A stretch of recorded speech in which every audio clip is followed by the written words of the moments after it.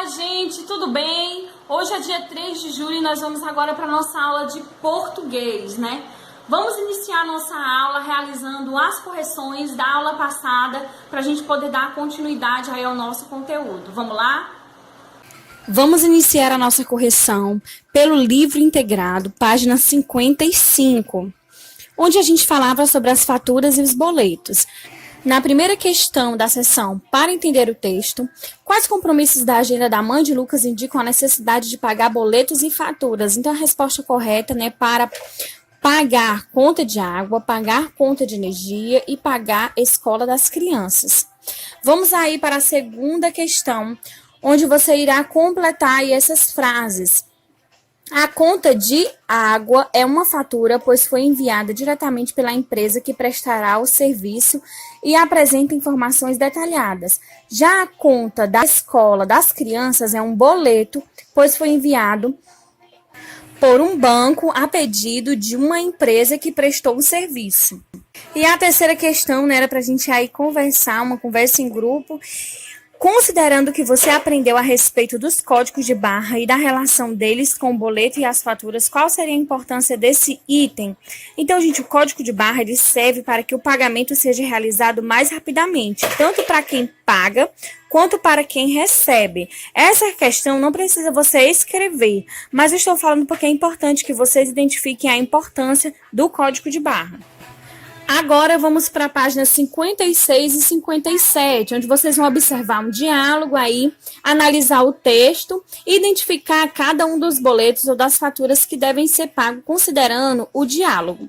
Para isso, considere B para os boletos e F para as faturas. Então, na letra A é um boleto de pagamento da escola. Na letra B é um boleto de pagamento da escola de natação. Na letra C, um boleto de pagamento da escola de inglês. E somente a letra D é uma fatura de energia elétrica.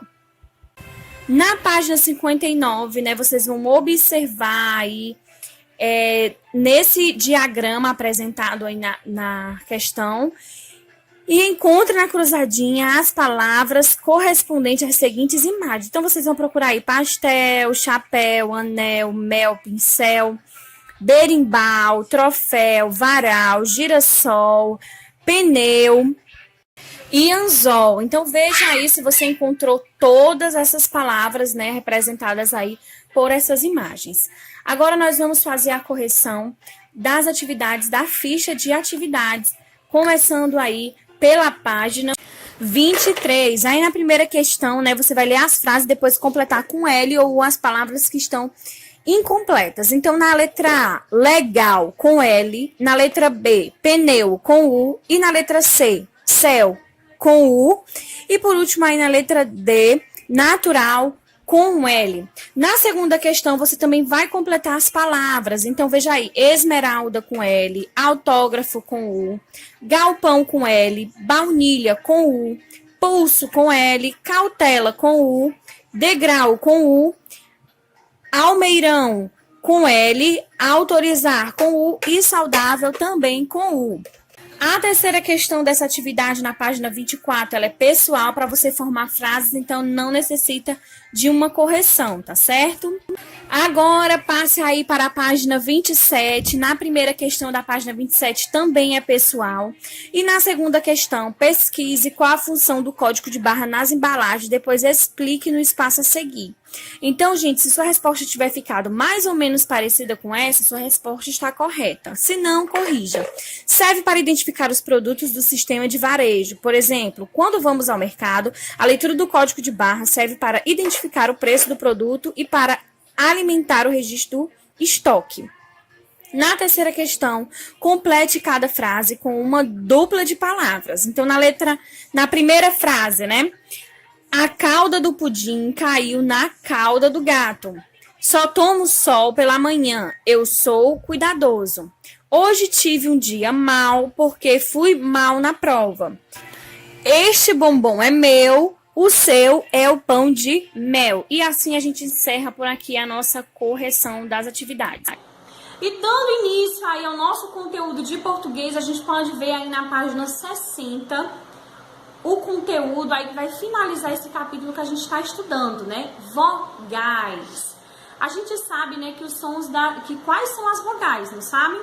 A letra A, E, I, O e U. Essas são as vogais. E os sons das vogais, elas mudam quando elas se juntam, né? Quando é acrescentado um novo som, uma outra letra. Ou a gente muda um pouco a tonalidade quando ela tem um acento.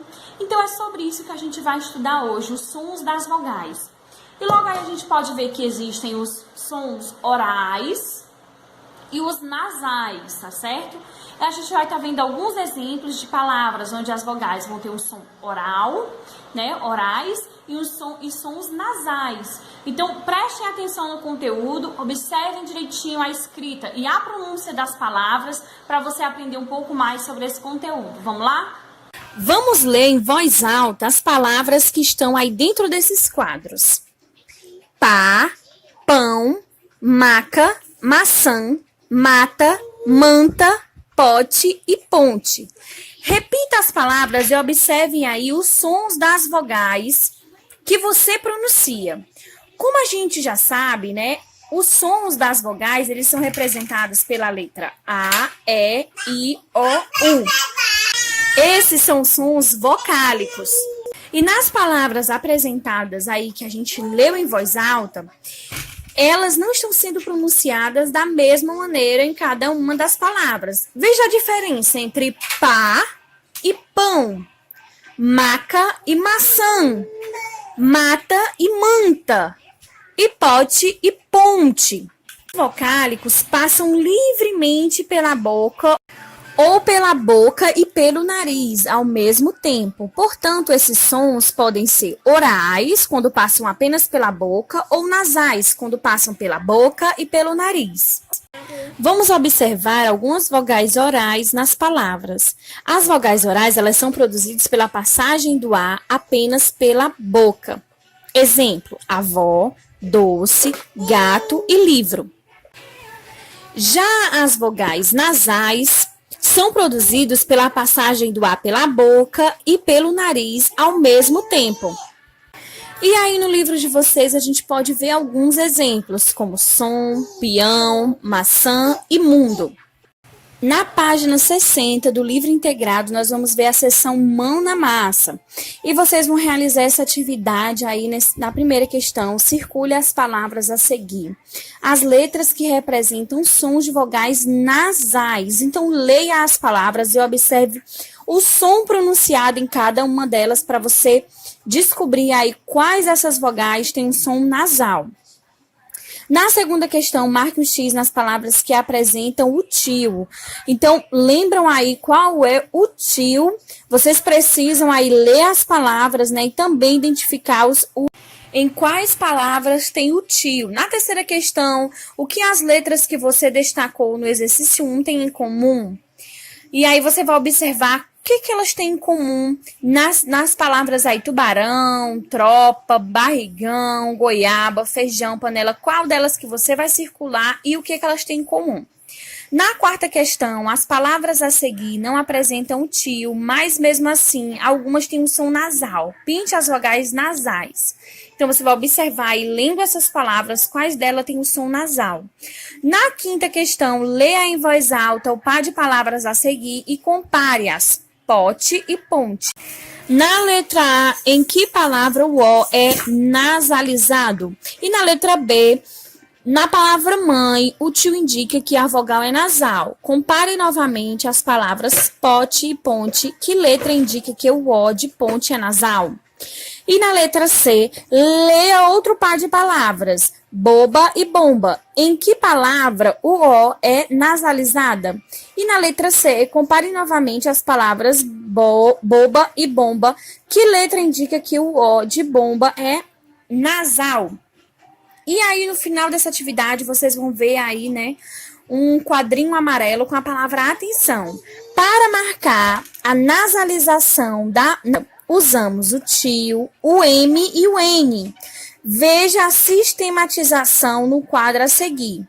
Nasais com tio, mansão, limões e vilã. Nasal com M, campo, tombo, tampa, Nasais com N, bando, ponta, mentira. E aí a gente pode lembrar também daquela regrinha, né, que desde cedo a gente começa a estudar, que é o uso do M antes do P e do B. Então é isso, gente. Eu vou deixar a agenda aqui no final do nosso vídeo para você anotar a agenda de vocês, tá certo? Faça a anotação direitinho. Realizem as atividades com atenção para fazer tudo direitinho, tá certo? Então é isso, gente. Um beijo e até a nossa próxima aula. Fiquem com Deus. Tchau, tchau.